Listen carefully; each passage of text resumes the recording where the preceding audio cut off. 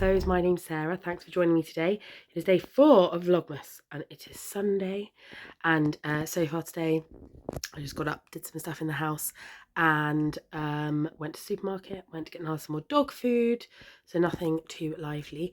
So now I've got a couple of plans for today. I need to try and do some singing because I've not been singing this week because I've been ill, but I've got carol services and stuff this week, so I'm going to try and sing today a bit later when Nate's out, and I am going to try and get some progress done on the Vivienne Coat. Now I'm on my bed at the moment.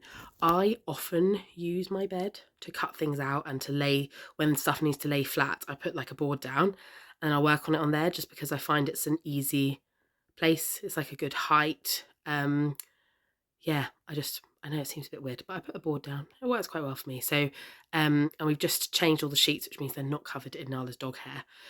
So I'm going to use this opportunity to put my Vivienne Coat down and try and get some progress. So the next steps that I've got to do today, which I've been sort of putting off, are just securing the lining. So there are things like you put little tabs in under like where the armpits sort of are, so that the sleeves don't go, that you don't sort of pull them out every time you put your arm down, so it just keeps them attached at the underarm.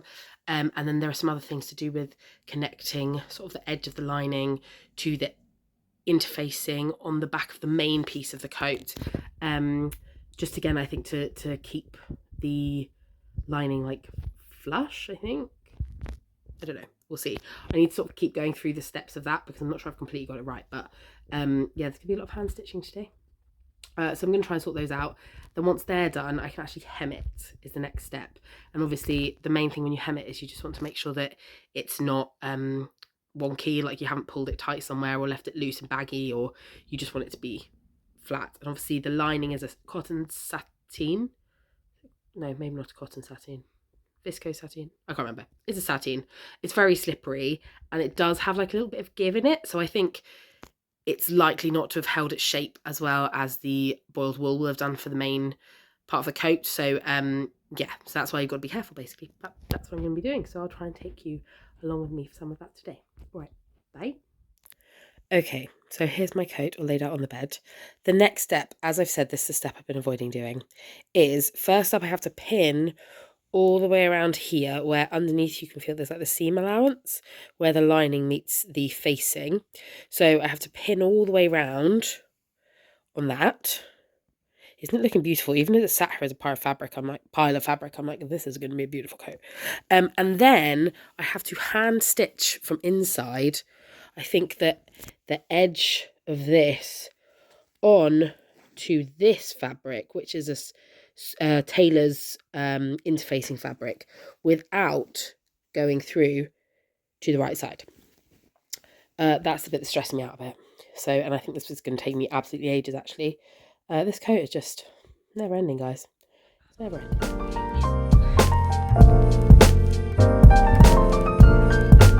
afternoon, everybody. I hope you're having a good Sunday. I am currently sat here hand stitching the hem of my Vivienne Coat. Now, along the road with this coat, I think I've always sort of underestimated how much time it's going to take me. I did mention in a previous vlog there were 100, initially I said 108 steps, but it was actually 102 because you basically have 2 belt options, which are a full wraparound belt and a little back belt. And the last 6 steps are for the back belt, which I'm not doing. So 102 steps. But I think the thing that I didn't consider was that obviously in some ways a lot of those steps were things that when written out took a lot of space up, but actually when you're doing them take not very much time. But then adversely, there are the other bits where you think, oh, I'm almost done, and then actually they take loads of time. So today I've not used my machine at all. I've only been hand stitching. There were lots of things with the facing and the lining, sort of getting things to line up and attach, but without them showing through to the right side of the coat. So yeah, it's been a lot of hand stitching. So I don't think I'm going to get it finished today, which I know every time I talk to you, I'm like, it's going to get finished, and then it doesn't get finished. But I'm having some trouble with the hem at the minute. So I'm hand stitching at the moment.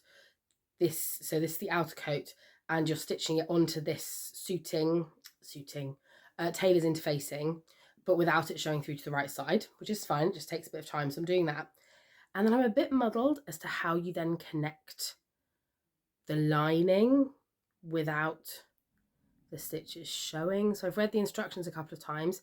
I have found with these instructions, like, I think Sew Over It generally are pretty clear. I think it's a complex garment. There have been a few steps where I've had to sort of read it, go away for a while, read it again, go away for a while, and then suddenly I'll be like, oh, I get what they mean.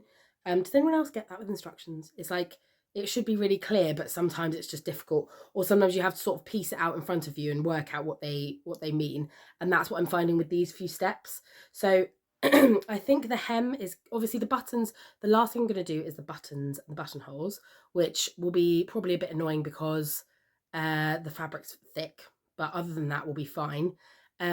It's just getting this last bit, so how the sleeves connect to the hem at the wrists and the lining connects to the hem at the bottom. So it's basically just making sure the lining is attached properly and that everything's contained.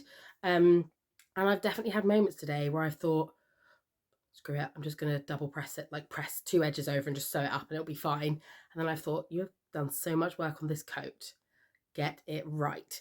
So I'm just taking my time. There's also a vent at the back, so like a kick split at the back at the bottom, which also complicates the hemming. So at the moment, I'm just they've said to press over the bottom by 5 centimeters. You have to trim some bits. I'm hand stitching that now, and then I will turn the facing bits over, hand stitch those, and then I'm going to get to how the lining's going to fit there. So I might work that out tonight, I might not. Other than that, today's been okay. Just doing boring things this morning.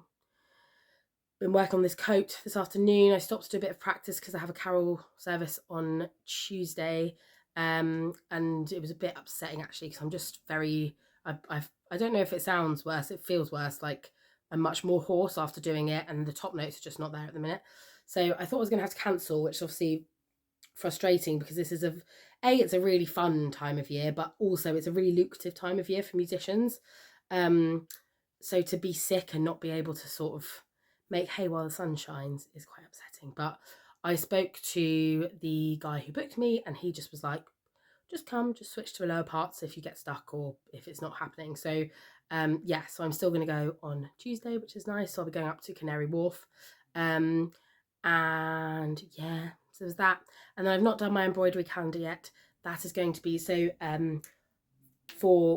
internationally, everyone probably knows the World Cup's been on. England are playing this evening, and me and my partner are going to have a roast dinner and watch that. So I will probably do my embroidery in front of that actually. So I'll add a little video of how that gets on. I haven't even looked to see what it is today, so I don't know what I'm adding to my little calendar. But I'll add a little clip of that on after this. So we're going into a really busy week again. Tomorrow I'm teaching, and then I have the last rehearsal with one of my choirs before their Christmas concert next week.